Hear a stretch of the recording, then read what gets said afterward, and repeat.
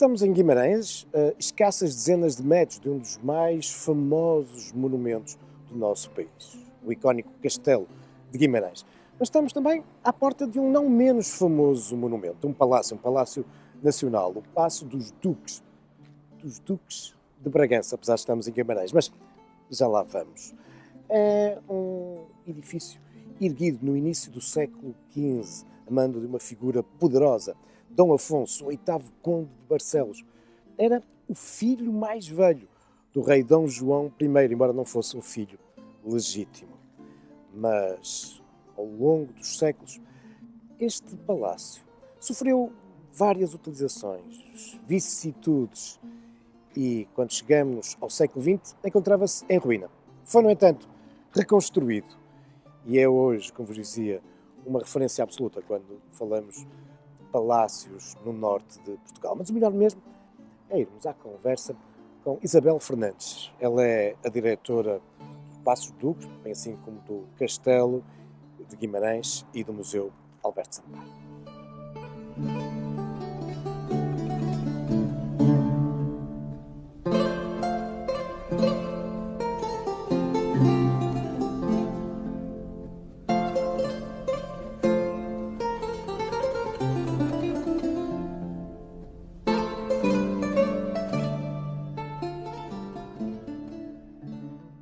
O Paço dos Duques de Bragança localiza-se em Guimarães. A construção teve início no século XV. Apresenta os estilos gótico e neogótico. Foi edificado para paço residencial e atualmente funciona como museu.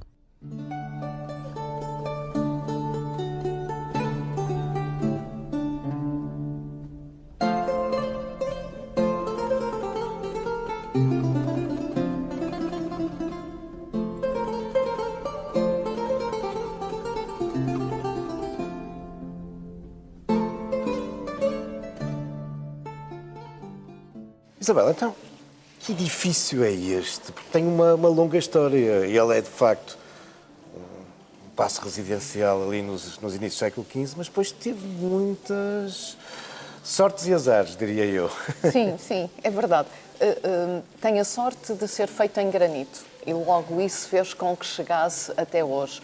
Há outros edifícios da mesma época, feitos em tijolo, materiais mais expressíveis, e este não. Este, como é em granito, apesar de termos tido cá os militares, eu já vou contar a história, mas manteve quase na íntegra estas paredes de granito. A verdade quase é que na íntegra. Também o facto de ser de granito também fez com que em determinados períodos, eu sei que vais falar sobre isso, tenha havido algumas partes que tenham sido desmontadas para serem utilizadas por outras construções, não é? Nem temos a certeza disso, mas vamos lá começar no século XV. Isto é a casa para um conde e uma duquesa, que depois vêm a ser duques de Bragança. O Dom Afonso é o seu segundo casamento, irás falar sobre a Casa dos Braganças, mas este é o segundo casamento, casa com Dona Constança de Noronha, 1420. E este edifício é feito quando do seu segundo casamento. É um edifício monumental, com 4 torres e 4 aulas, uma magnífica capela, e era aqui que o nosso conde, depois duque, e a nossa condessa, depois duquesa, residem. Residem exatamente nesta ala para a qual nós estamos a olhar.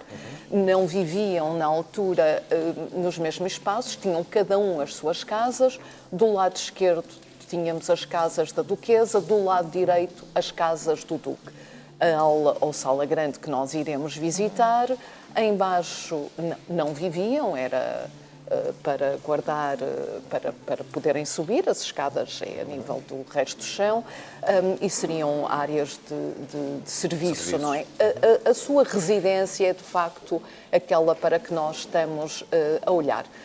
O nosso duque morre em 1461, a duquesa morre em 1480, temos depois o Dom João II que, enfim, entra em, vamos dizer, em polémica com os Bragança, elimina um deles, não é o duque, e outros fogem para a Espanha. A partir daí isto passa a pertencer ao Dom João II, que vem cá, não sabemos se esteve cá, mas passa por cá, isso temos a certeza que passa por cá. Quando os Braganças abandonam, passa para o Dom João II, começa uma certa decadência. Isto depois pertence aos duques de Guimarães, à Dona Isabel e ao Dom Duarte. O Dom Duarte morre depois de casarem, 3 anos depois de casar, deixa um filho póstumo. Haverá plantas, talvez a planta de Guimarães de 1560 seja uma encomenda dos duques de Guimarães, não temos a certeza. Bem, vai entrando depois em decadência. Em 1666, típico de vimaranenses, há uma tentativa por parte do que em Guimarães conhecemos como Hospital Velho, que é quando nós saímos do paço do nosso lado direito, é um mosteiro franciscano. Eles pedem ao rei para tirar pedra daqui para construir o seu mosteiro. Não sabemos se em 1666, de facto, os monges tiram daqui pedra para o seu mosteiro ou se nunca foi terminada a obra. Portanto, nós não temos, infelizmente não há documentação. Temos que saber ler as paredes. Mas no século XIX isto volta depois a... Deixa-me dizer que um Bragança, no século, quer arcebispo de Braga, quer no século XVIII, fazer disto o seu palácio, porque se zanga com os cônegos, zanga-se com os cônegos da Sé de Braga, vem residir para Guimarães e ainda pensa fazer disso o seu paço, mas depois a obra era grande e cara, imagino eu, ele decidiu não o fazer. Bem, no final do século XVIII, início do século XIX, isto é entregue aos militares. Eu costumo dizer que tem coisas de boas e coisas de más. Os militares precisavam de uma praça de armas, não é? E o que é que fazem? Destroem tudo isto que nós aqui estamos a ver para construir a sua praça de armas. Mas não conseguem, voltamos ao granito, como começamos, mas não conseguem destruir as paredes existentes, criam pisos intermédios, enfim. E têm uma coisa fabulosa, têm vários projetos para o paço e temos plantas. E, portanto, isso é muito bom. Felizmente não conseguiram avançar com as obras, senão o paço estaria bastante mais descaracterizado, mas houve esse cuidado e, portanto, temos que lhes agradecer. Têm esse material muito bem guardado.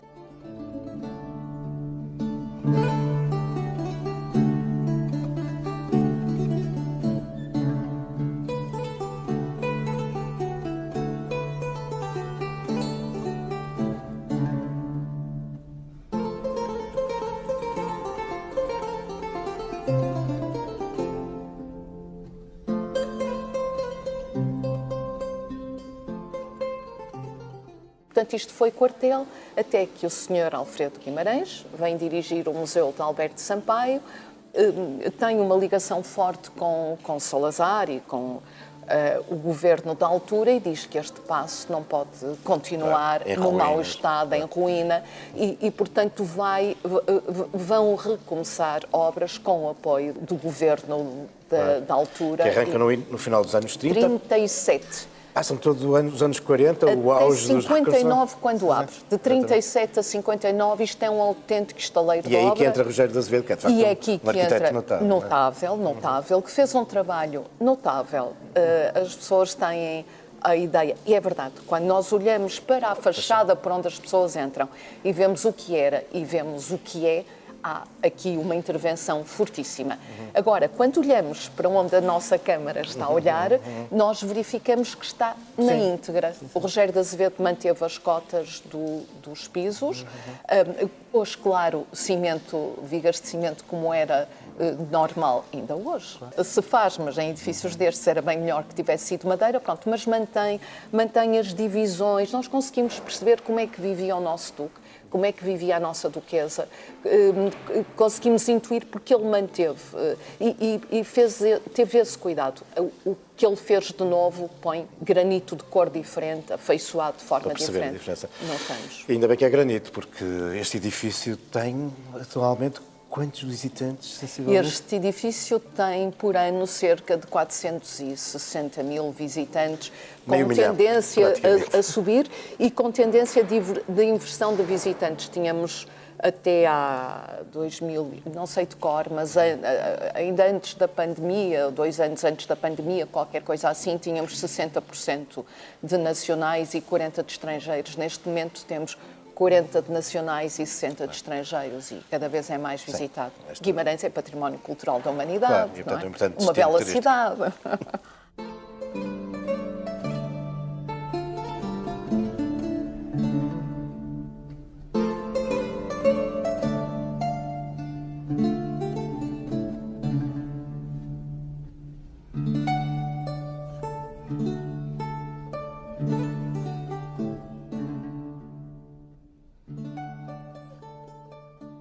Paço dos Duques de Bragança, mas que duques são estes? Que família, que casa é esta que se vai tornar tão importante na história de Portugal? Quando, afinal, na sua origem, tínhamos um filho natural, um filho ilegítimo do rei Dom João I. Bom, mas para nos explicar isso, melhor mesmo é socorrermos de um medievalista, como é Miguel Aguiar, mestre e doutorado em História Medieval pela Faculdade de Letras da Universidade do Porto. Miguel, quem é, afinal, o Duque de Bragança? Isto é, como é que surge? Efetivamente, Dom Afonso é filho natural do rei Dom João I. Nasce, não temos bem a certeza, mas provavelmente na década de 70 do século XIV. Ainda Dom João I não é rei, não é personagem que venha a ser mais tarde. E, de facto, acaba por ser uma personagem extremamente favorecida, sobretudo pelo casamento que vai contrair. Portanto, e para isso, temos de falar ainda de outro personagem antes, que é o Condestável Nuno Álvares Pereira, que é o grande companheiro de armas do então mestre Davis, durante a crise de 1383-85, que nesse contexto e na sequência dessa crise, da Batalha de Aljubarrota e da afirmação do mestre Davis como rei Dom João I de Portugal, recebe imensas doações, praticamente em todo o território nacional, mas com especial incidência, por exemplo, aqui no Entre Douro e Minho. O Nuno Álvares Pereira. O Nuno Álvares Pereira, que só tem uma filha, Dona Beatriz, que efetivamente vai casar com o Dom Afonso, filho de Dom João I. Como que os dois cimentam ainda mais a sua amizade, Exato. Casando os filhos um com o outro. Exatamente, sim. E por outro lado também da parte do rei Dom João I, uma tentativa de manter, digamos assim, as enormes doações que tinha feito ao Condestável no âmbito da família real. Claro, obviamente. Nomeadamente um dos condados, o Condado de Barcelos, que era um dos condados mais importantes e nessa altura um dos únicos títulos nobiliárquicos no seio da nobreza portuguesa. E, portanto, quando o Dom Afonso casa com Dona Beatriz, torna-se um dos maiores senhores de Portugal, em 1401, mas, efetivamente, Dom Afonso vai se tornar um grande senhor, com imensas posses no Entre Douro e Minho, e mesmo em Trás-os-Montes, com vilas como Chaves, por exemplo, acumulando uma série de títulos para si e para a sua descendência deste primeiro casamento com Dona Beatriz, filha de Nuno Álvares Pereira. E é assim que surge,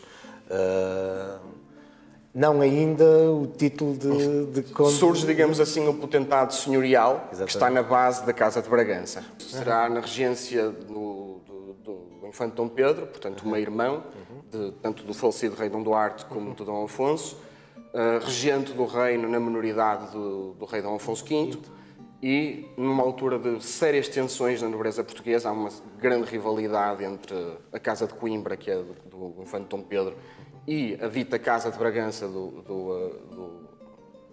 Dom Afonso, que é nessa altura, em 1442, que Dom Afonso vai receber a doação de Bragança e com ela o título ducal, que é muito significativo porque, efetivamente, o título de duque é do exclusivo usufruto, digamos assim, de familiares diretos do rei, a família real. E, portanto, nós começamos a falar da Casa de Bragança a partir do momento em que estamos a falar de um conjunto de senhorios, de títulos, agregados sobre o título maior, que é, efetivamente, o Ducado de Bragança. E assim vai perdurar ao longo dos séculos.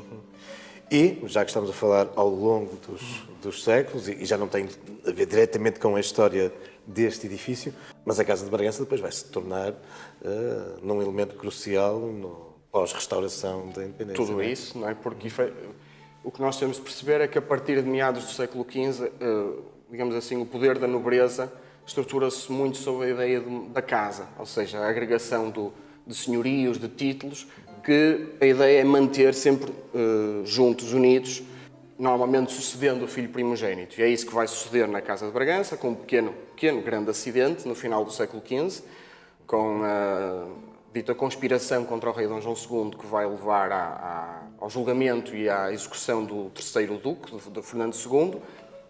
O filho vai ser reintegrado, e assim a Casa de Bragança também, no reinado de Dom Manuel, e manter-se-á como, incontestavelmente, a grande casa nobre portuguesa, a seguir à Casa Real.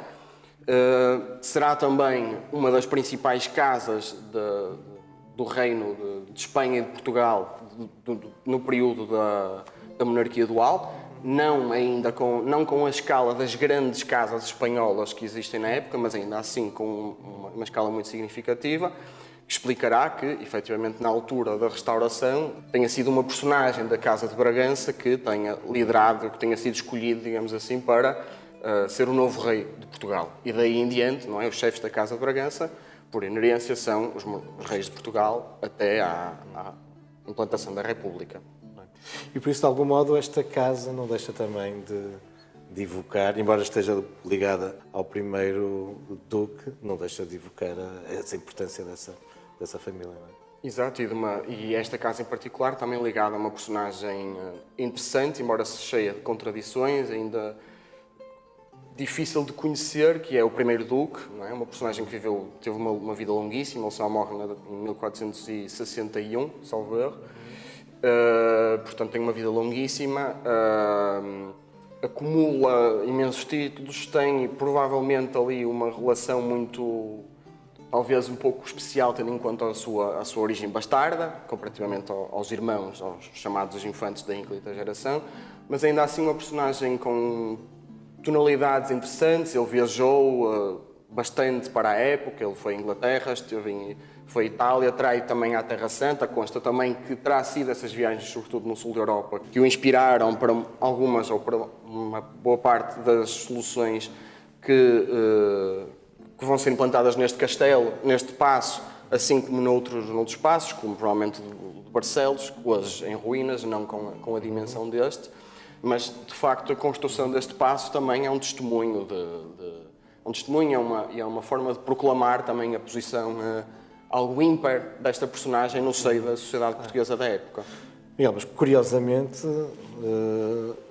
este palácio é erguido não com Dom Afonso casado com a filha do mestre Davis, mas depois num segundo casamento. Não é? Sim, coincide com o casamento com Dona Constança de Noronha, portanto também com uma senhora de alta extração, digamos assim, ligada às grandes famílias, também de origem régia. Coincide com essa altura, mas portanto, estamos a falar já de uma altura em que ainda não há o Ducado de Bragança, mas todas as posses da casa, não é? Os grandes senhorios do Entredouro e Minho, de Trás-os-Montes, estão na base da casa, já existem, já lhe conferem um rendimento, já conferem a esta personagem e ao seu entorno familiar o estatuto ímpar, tirando a família real no seio da sociedade aristocrática em Portugal.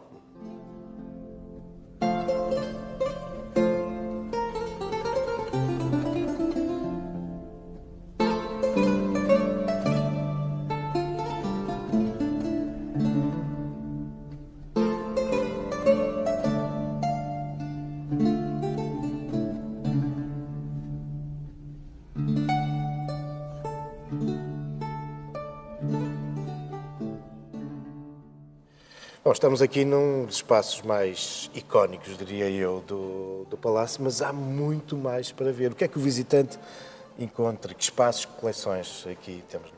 O visitante fica impressionado com a dimensão das salas, concretamente esta onde nós estamos, que é a aula ou sala grande, é a sala de estatuto, a sala onde o nosso Duque recebia quem vinha até ele e que tinha importância para isso. Depois partindo desta sala, vai entrar em 3 pequenos espaços, câmara, antecâmara e trás-câmara, ou seja, a câmara de dormir do nosso Duque, que se mantém com os mesmos metros quadrados, não é? Portanto, a mesma estrutura. Vai poder visitar outros mais 3 torreões, não é? Com que é que está decorado estes espaços? Com tapeçarias, temos as chamadas tapeçarias, conhecidas como as designadas tapeçarias de Pastrana, que são 4, vão poder vê-las pelas salas. Temos tapetes de salting, ou seja, tapetes persas do século XVI. Temos 3 que vamos mostrando um de cada vez, porque são peças raríssimas no mundo. Vai ver muitas porcelanas, como temos nesta sala, vai ver pintura muito diferente, ou dos nossos reis, que estão aqui. Vai ter, além das tapeçarias que decoram as paredes, temos estes magníficos tapetes que estão no chão, tapetes do século XVII, mobiliário, temos uma coleção de mobiliário interessante, não tão boa como a das tapeçarias ou das porcelanas, mas bastante boa. É um lugar para visitar, está decorado, como se dizia nos documentos da época, do século XX, está mobilado. Foi criada uma comissão de mobiliário para mobilar estes espaços. Não contem é que vão encontrar alguma coisa do século XV. Não. As nossas coleções são essencialmente do século XVII e XVIII. Mas vão poder sentir a ambiência de um paço de uma família abastada, primeiro condes de Barcelos e depois duques de Bragança. E temos a capela também. E temos a capela com os vitrais do António Lino, portanto, os janelões existentes são da época, as fotografias antigas bem o demonstram, não havia vitrais já, foi o António Lino que os desenhou e que representam personagens importantes da nossa história. Está lá o nosso Duque de Bragança e a Duquesa de Bragança, o Afonso Henriques não podia faltar, a Santa Maria de Guimarães, a Santa de Devoção, enfim, não há nada como visitar. Claro. São vastas coleções, materiais muito sensíveis, o que, enfim, acarreta aqui questões de conservação, restauro, como é que é? Sim. Muito. O restauro das tapeçarias é muito caro. Nós temos tapeçarias do Peter Paul Rubens, com o cartão do Peter Paul Rubens, feitas em Bruxelas. Por exemplo, só para dar uma ideia, uma tapeçaria, o restauro, temos vindo a restaurar as tapeçarias com mecenato, são entre 20 a 25 mil euros o restauro de uma tapeçaria. Portanto, precisamos de muito dinheiro para o restauro. Mas a sociedade civil, o mecenato tem surgido? Sim. Temos histórias engraçadas, que sei que vais referir uma delas, bastante interessante, o restauro de pintura do nosso Recco, Giuseppe Recco, de um italiano. Vamos visitar a sala de comer íntima, um espaço que os visitantes passam, chama-se Sala de Comer Íntima, e que nós recentemente revestimos uma das paredes com pintura, um bocado como se fazia no século XVIII, XIX, não é? Não era como nós hoje usamos uma única pintura numa parede, não muitas pinturas numa única parede. E essa coleção que lá está, além de ter peças nossas, mas um grande núcleo pertence a uma empresa, a Geocil, que achou que fazia sentido que as suas peças estivessem cá depositadas e fossem vistas por quem nos vem visitar. E depositaram cá e pagam o seguro das peças. Então, vou responder ao teu repto e vamos conhecer uma dessas curiosas e interessantes experiências de mecenato. Vamos lá, então.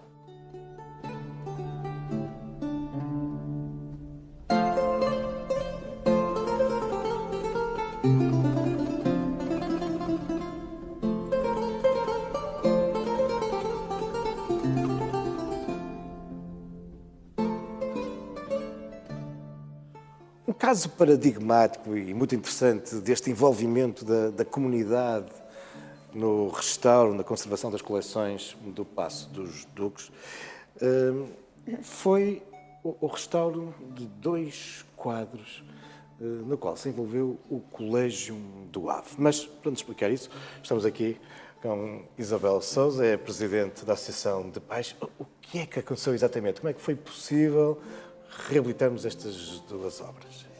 Olha, o repto foi lançado pela doutora Isabel Fernandes, diretora do Paços, à professora Célia e à Associação de Pais do Colégio do Ave.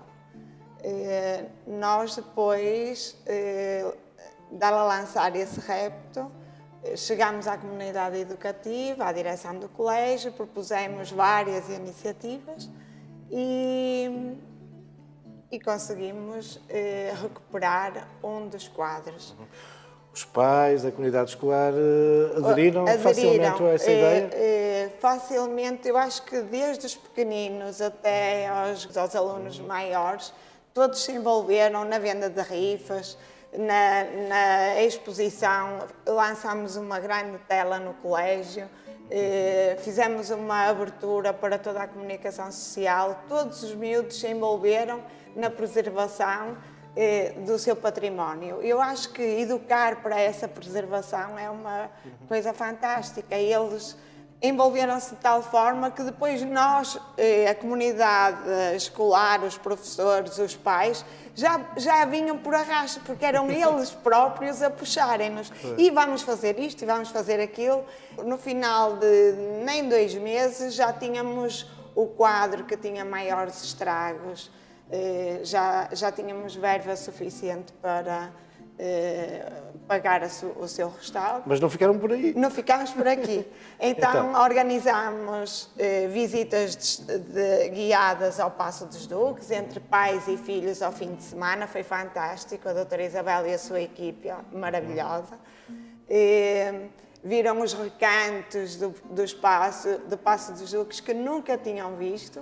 E então abalançaram-se para um segundo quadro. Para um segundo quadro. E então vamos organizar um baile medieval. E então, nesse baile medieval, conseguimos angariar verba suficiente para o restauro do segundo quadro. E então foi dito à comunidade, eram muito satisfeitos, os meninos muito satisfeitos. O Colégio do Ave tem essa particularidade de se envolver nas causas sociais. Neste caso é mais cultural, mas é na mesma um caso de mecenato e de solidariedade, em que os alunos se envolvem naquilo que nós lhes propomos. Claro.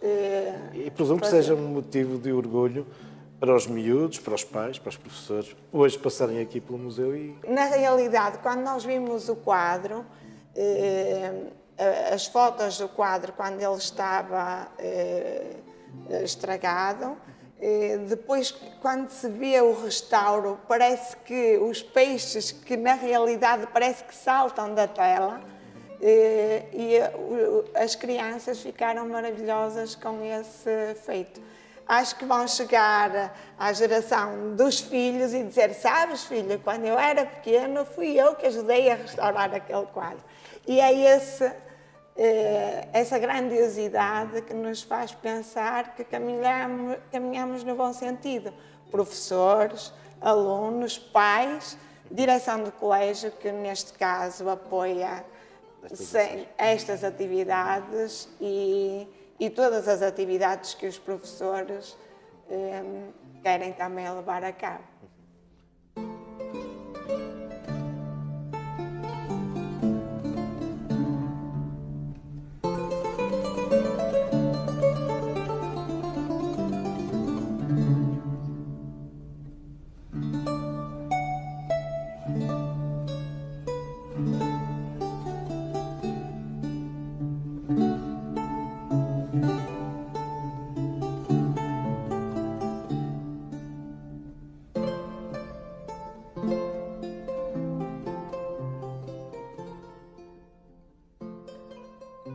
Isabel, estamos no Salão dos Banquetes, não é? Um dos espaços que foi mais intervencionado pelo Rogério de Azevedo. Um espaço muito usado pela Presidência da República, porque existe aqui uma outra circunstância muito interessante neste palácio, que Sim. é... sermos residência oficial do Presidente da República. De facto, é verdade. O atual Presidente da República já usou este espaço para uma grande recepção aos que hoje são os reis de Espanha e depois para um jantar íntimo, na sala de comer íntima, com o Presidente da República Italiana e com o Rei de Espanha. Portanto, continuamos a funcionar como tal, como uma casa do nosso Presidente da República para receber os seus convidados e o jantar de que eu falei, o grande jantar para 100 e tal pessoas, foi dado exatamente nesta sala, numa mesa um bocado mais comprida do que esta que temos hoje aqui, mas sim, mas é isso. E essa função de residência oficial do Presidente da República do Norte de Portugal é desde os anos 50, desde que o Palácio abriu? Sim, o Palácio já abriu com a ideia de vir a ser ainda para os reis, se nós fôssemos uma monarquia, ou se voltássemos a ser uma monarquia. E depois do início como residência oficial do Presidente da República. O Presidente Américo Tomás ficou cá várias vezes, na parte da presidência. Quem olha para o paço e vem a entrar, o último piso são quartos e o gabinete do Presidente da República foi usado. Depois, nos últimos anos menos, já não dá para dormir, mas já dá para usar isto para... E, entretanto, surgiram as autoestradas e agora as viagens são muito rápidas para regressar a Lisboa. Isabel, mas para lá dos espaços de exposição... O Paço dos Duques oferece muito mais, não é? Muito mais. Oferece, por exemplo... Eu sei, nomeadamente em termos de serviços educativos, exatamente. Vocês têm nós somos, dito não por nós, mas, portanto, a nível do Ministério da Cultura, somos o equipamento que mais visitas escolares tem. Nós recebemos, sem pandemia, antes da pandemia, entre 50 a 60 mil visitas jovens em visita escolar.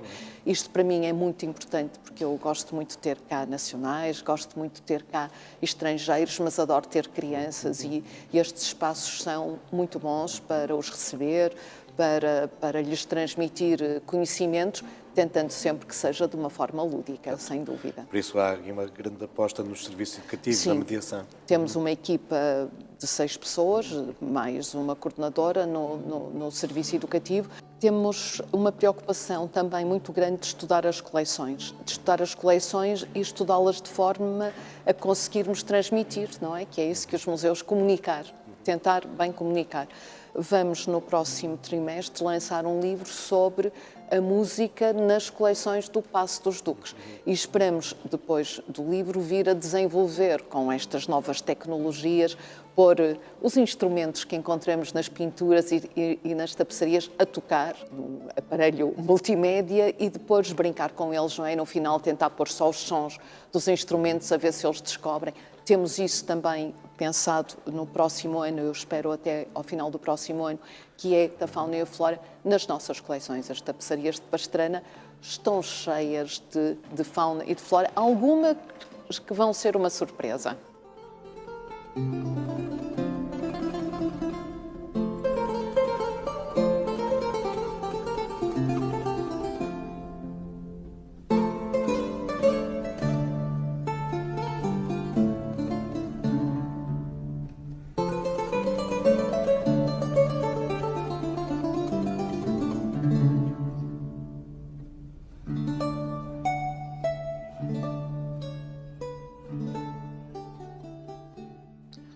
Sim, este é de facto um monumento, um palácio fascinante e nestas conversas com a história revelamos apenas um pouquinho dos muitos motivos de interesse das suas coleções, desde logo, mas também da memória histórica que está associado a este imóvel. A memória da presença do primeiro Duque de Bragança, também dos sucessivos episódios históricos que aqui foram tendo lugar, das diferentes finalidades e usos desta construção. E por isso também a questão arquitetónica é aqui relevante, desde os vestígios originais às sucessivas fases de construção ou mesmo de destruição, e também essa relevante intervenção de regeneração que o imóvel conheceu em meados do século XX, sob a direção de Rogério de Azevedo. É também por isso um motivo de interesse, como tantos outros, afinal. Enfim, um palácio, o Paço dos Duques de Bragança, que merece a pena ser visitado.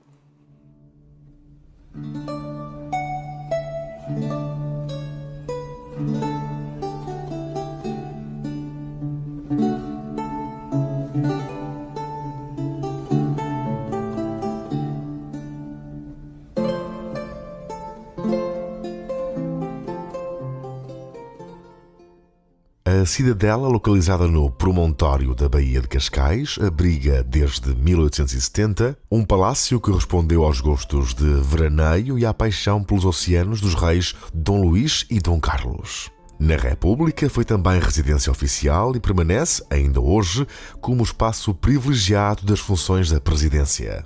No próximo episódio do Conversas com História, vamos conhecer o Palácio da Cidadela.